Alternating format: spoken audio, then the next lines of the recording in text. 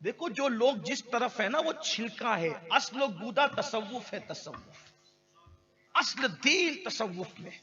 لوگ کہتے ہیں تصوف کیا ہے، تصوف کیا ہے، اس کی جڑیں کہاں سے ملتی؟ میں نے کہا احسان ہی کو تصوف کہتے ہیں، عربی میں اس کو احسان کا، اردو فارسی میں اس کو تصوف کہہ رہے ہیں، صوف یا تصوف۔ اور احسان کیا ہے، تصوف کیا ہے؟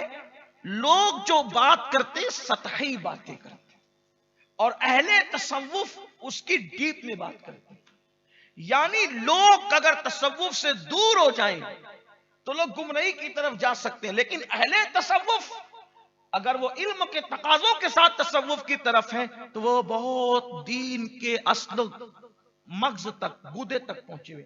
دیکھیے جیسے عام لوگوں کے لیے قرآن پڑھیں اچھی بات، نہ پڑھیں کوئی آپ کے لیے گناہ نہیں، پڑھنا چاہیے، مسلمان ہے تو۔ ان صوفیہ کے یہاں یہ ہے کہ صوفی وہی ہے جو کم سے کم روزانہ 200 آیتوں کی تلاوت کرے۔ صوفی کیا؟ دیکھو یہ لوازمات تصوف ہے، کم سے کم کتنی تلاوت اس کو کرنا اگر وہ صوفی ہے تو۔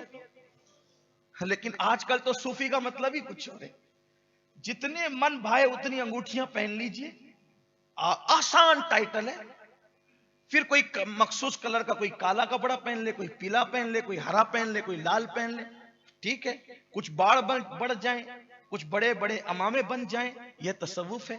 لیکن یہ چٹنگ بازی ہے، اصل تصوف ہے۔ دیکھو تصوف قال کا نام نہیں، کہنے کا نام نہیں، حال کا نام ہے، عمل کا نام ہے۔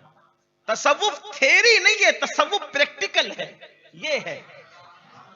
تو اسی لیے آج دنیا میں جو سچے صوفیاں ہیں انہیں کوئی صوفی کہتا ہی نہیں ہے۔ حالانکہ کچھ صوفی کہلانے والے یقیناً صوفی ہو سکتے ہیں، ہم ان کو مانتے بھی ہیں، کوئی ایسی بات نہیں ہے، لیکن بات یہ ہے کہ آپ غور کریں 200 آیتیں تلاوت کرنا ہے، 200 آیتیں آپ کو پڑھنا ہے۔ اب آپ لوگ کہیں گے بھئی 200 آیتیں کون پڑھ سکتا ہے؟ آسان ہے، 50 بار قل اللہ پڑھ لیجیے، 50 بار قل اللہ شریف پڑھ لیجئے، اور پھر دیکھیے 200 سے زائد آیتیں ہو جاتی ہیں اس میں۔ لیکن اس طریقے کی باتیں ہیں۔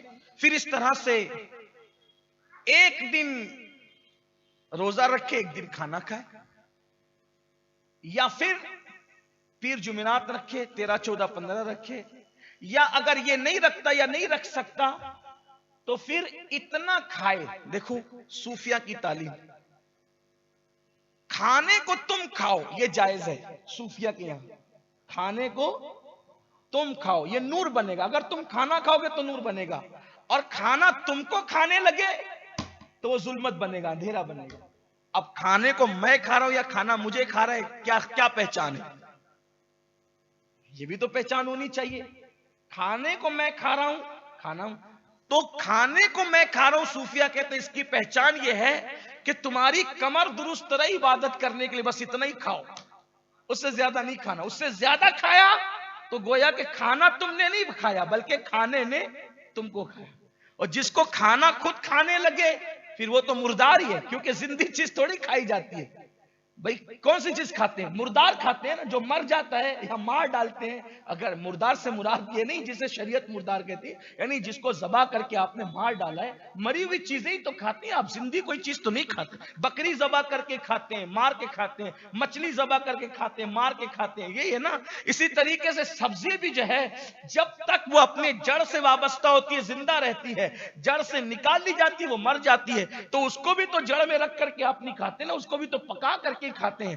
تو جس دن آپ کھانا کھایا آپ زندے ہیں، جس دن کھانے نے آپ کو کھا لیا اس دن آپ مردے ہو گئے، ظلمت بن گیا، وہ نور نہیں بنا، یہ چیز ہے۔